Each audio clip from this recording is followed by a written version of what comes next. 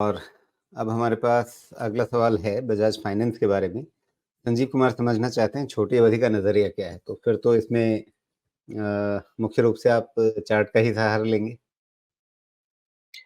हाँ, हाँ। बजाज फाइनेंस वैसे भी जो इनके वैल्यूएशंस रहते हैं ना, चार्ट के सहारे ही जीना पड़ता है। और ऐसा भाई साहब कि 200 ईएमए से तो बहुत दूर जा चुका है। अभी इसमें एक ही उपाय बचा है कि या तो राजीव जी की फ़ेवरेट में कटोरी देखूँ उल्टी बन के कहीं खीर गिर ना जाए इसमें से, या तो फिर इसमें एक रिट्रेसमेंट ड्रॉ करने की कोशिश करें, जिसके बेसिस पे थोड़ा आइडिया लग पाएगा। तो इसके अलावा तो इसमें और भी कोई ख़ास ज़्यादा दिक्कत नहीं दिखती है। डाउनसाइड है, थोड़ा डाउनसाइड मार्केट में भी अगर करेक्शन हुआ तो इसमें भी डाउनसाइड हो सकता है। अब सवाल है कि कहाँ तक हो सकता है? मेरा अंदाज़ा ऐसा है कि ये अभी भी करेक्टिव मोड में है। 6500 के आसपास तो देखते हैं। एक बार यहाँ पे अगर बॉटम बना, रिवर्सल हुआ, तो फिर इसको आप कुछ मान सकते हैं। मुझे लगता है और कुछ नहीं तो 6.5 के पास टेम्परेरी बॉटम बनेगा, ओके। लेकिन वो सस्टेन करेगा कि नहीं वो मुझे अभी अंदाज़ा नहीं लगेगा। तो बजाज बिकॉज़ वैल्यूएशंस बहुत फ़ेवरेबल नहीं है बजाज फाइनेंस के। उस केस में आप ये मान सकते हैं कि 6500-400 आपके पास डाउनसाइड रहना चाहिए और जहाँ से फॉल शुरू हुआ था दोबारा, यानी कि आप मान लीजिए ये जो गैप है 7000 का, 7000 और ये एक्सटेंड हो सकता है 7250 तक, ओके।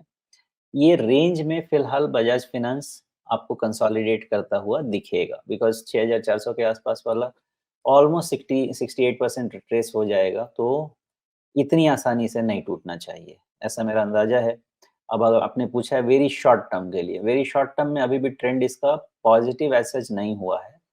लेकिन 6500 के नीचे अगर क्लोज़ नहीं होता है, तो यहाँ से एक बाउंस ले सकता है और इसमें शॉर्ट कवरिंग ट्रिगर होगी 6800 के ऊपर क्लोज़ होने पे और वो शॉर्ट कवरिंग आपको 7000 तक दे सकती है, 7200 तक, 250 तक दे सकती है इस प्राइस को। जी।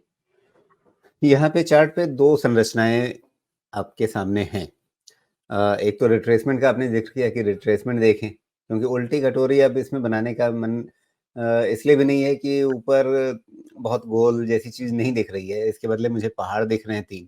तो अगर 3 पहाड़ दिख रहे हैं, उसमें बीच वाला बड़ा है, तो हेड एंड शोल्डर जैसा है क्या? पहली चीज़ ये। रिट्रेसमेंट के हिसाब से 61.8% रिट्रेसमेंट लगभग ये पूरा कर चुका है। तो क्या ये बढ़िया जगह है? इसके नीचे मतलब अगर किसी को ट्रेडिंग भी करनी है शॉर्ट टर्म की तो थोड़ा कोई स्टॉप लॉस लगा कर के ट्रेडिंग की जा सकती है क्या? जिस तरह का सिचुएशन है, देखिए ये किसी भी तरह से इस पैटर्न को मेज़रमेंट के हिसाब से हेड एंड शोल्डर्स में कन्वर्ट नहीं किया जा सकता, लेकिन एक क्वाज़ी ट्रिपल टॉप के जैसा स्ट्रक्चर आप दे सकते हैं। एग्ज़ैक्ट नहीं मिलेगा लेकिन क्वाज़ी ट्रिपल टॉप स्ट्रक्चर को आप कंसीडर कर सकते हैं जिसका ब्रेकडाउन हो चुका है। लेकिन जब तक 2% का रिट्रेसमेंट चैलेंज नहीं हो जाए अच्छे से, इसका फिर डाउनवर्ड मेज़रमेंट जो है वो भी नहीं लिया जा सकता है बिकॉज़ वो मेज़रमेंट आपका बॉटम बन जाएगा 5500 की तरफ का। लेकिन उतना मार्केट में स्ट्रेस दिखता तो नहीं है, इसलिए उसकी इवैल्यूएशन मैं अभी नहीं कर रहा हूँ, लेकिन 6500 के नीचे मैं उसकी इवैल्यूएशन करनी चाहिए। फिलहाल अभी वहाँ तक नहीं जा रहा। जी।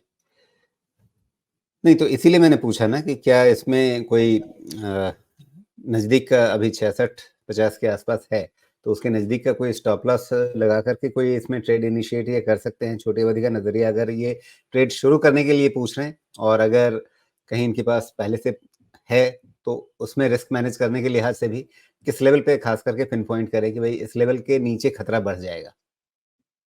तो इसमें डायरेक्शनल ट्रेड नहीं बनेगा, इसमें कॉन्ट्रा ट्रेड बन सकता है जो आप कह रहे हैं। कॉन्ट्रा ट्रेड में ये है कि आप 6400 स्टॉप लॉस लेवल बनेगा बिकॉज़ 6500 के नीचे 100 पॉइंट और अगर वो रह गया, तो यहाँ से शॉर्ट कवरिंग ट्रिगर होगी और शॉर्ट कवरिंग ट्रिगर होगी, तो जो ऊपर के लेवल्स मैंने बोले वहाँ तक अचीव होने के चांसेस रहेंगे। जी।